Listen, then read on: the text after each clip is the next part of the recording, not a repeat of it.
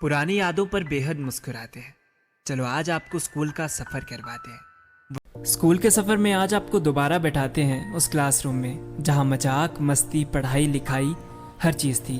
उस क्लासरूम की दुनिया ही बहुत अजीब थी, जहाँ सुबह मॉर्निंग प्रेयर बंक करके छुपा जाता था और कभी कभी रिसेस से पहले ही लंच ख़त्म हो जाता था। कभी कागज़ के पन्नों के हम जहाज बनाकर उड़ाते थे, कभी राजा चोर सिपाही वाली पर्चियाँ हम बनाते थे। एक कागज़ के पीछे सिक्का रख के पेंसिल हम चलाते थे। याद है जब अनोखी अनोखी ड्राइंग्स हम बनाते थे। हाथ का ब्रेसलेट बन जाने वाला एक स्केल उन दिनों आता था। कुछ डिज़ाइन वाले इरेजर थे जिन पर दिल हमारा आता था। ऑलमोस्ट हर किसी की क्लास में एक रईस ज़्यादा होता था। हमारे पास सिंगल भी नहीं थी और वो डबल डेकर ज्योमेट्री बॉक्स लाता था। याद है वो दोस्त जिसको प्रेयर में चक्कर आता था, क्लासरूम में घुसते ही वो बिल्कुल ठीक हो जाता था। चौक डस्टर संभालने की हमारी ड्यूटीज लगाई जाती थी। और याद है वो फीलिंग जो ब्लैक बोर्ड क्लीन करते हुए आती थी। सिर्फ फ्रंट बेंचर्स पढ़ते थे ये तो एक अफवाह है, हमने बैक बेंचेस पर बैठकर भी अच्छा स्कोर किया है। याद है वो टेस्ट की चीटिंग और वो पेरेंट्स की मीटिंग, कभी फ्री पीरियड में जोर से चिल्लाना और फिर टीचर्स का हमारी क्लास में आ जाना, सुबह जल्दी आके डेस्क चेंज करना और कभी रिसेस में भी टेस्ट के डर से पढ़ना। वो जब पूरे स्कूल में हमारी क्लास के चर्चे होते थे, कितना एम्बैरसिंग लगता था जब क्लासरूम के बाहर खड़े होते थे।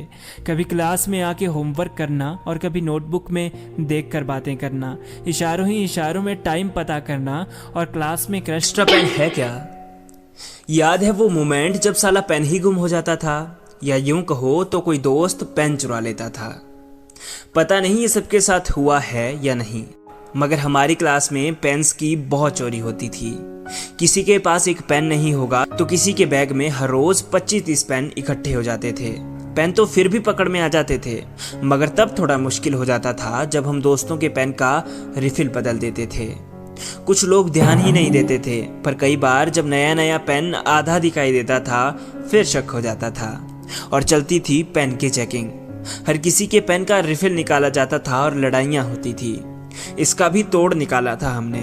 हम रिफिल पर ब्लेड से कुछ साइन बना देते थे, मगर चोर उन साइंस का भी जुगाड़ निकाल लेते थे। बहुत बार हुआ है ऐसा, कभी पेन खो दिया तो कभी घर पर भुलाए। दोस्तों को पूछते भाई पेन है, और वो कहता यार एक ही है, और हमारा जवाब आता हाँ भाई एक ही चाहिए।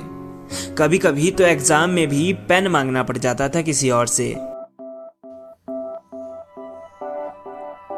हर रोज शुरुआत होती कुछ नए किस्सों की, शाम होते ही जम जाती महफिल यारों की।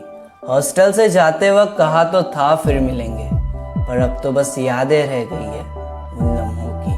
पर अब तो बस यादें रह गई है उन लम्हों की। आज कुछ बातें उस जिंदगी पर जो हमने हॉस्टल में बिताई थी। तो शुरू करता हूँ बिना वक्त ज़ाया करे।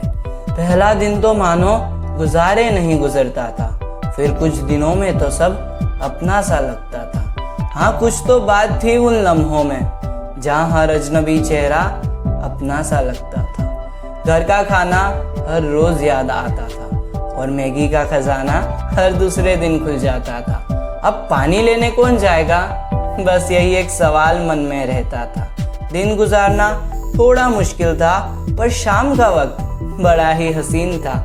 जब जमती थी महफिल यारों की, वक्त कहाँ बीत जाए पता ही नहीं चलता था। किसी का बर्थडे तो मानो त्योहार सा होता था।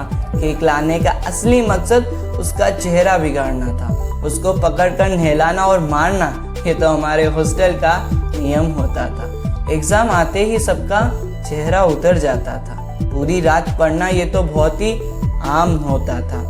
ऐसे वक्त में भी म्यूजिक लगाकर नाचने में बड़ा ही मजा आता था। डाइट का मोटिवेशन एक हफ्ते तक तो रहता था, फिर वही बाहर का खाना याद आता था।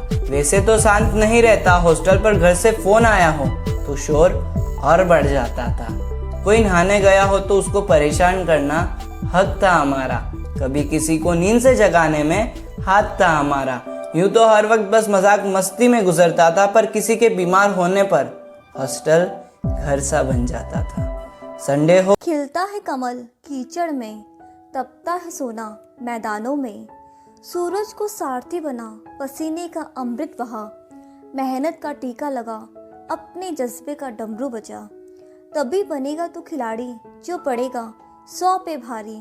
इतना आसान नहीं होता है खेल, वरना हर कोई बन जाता न तेंदुलकर। खिलते ही नित्य नए फूल बागों में और कितने ही रचते इतिहास खेलों में।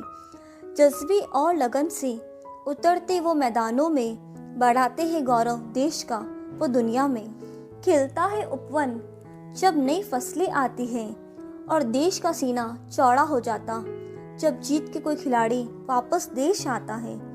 स्वागत में उसके पूरा हिंदुस्तान खड़ा होता है, तिरंगा भी शान से लहराता है। खेल से राष्ट्रीय भावना आती है और देश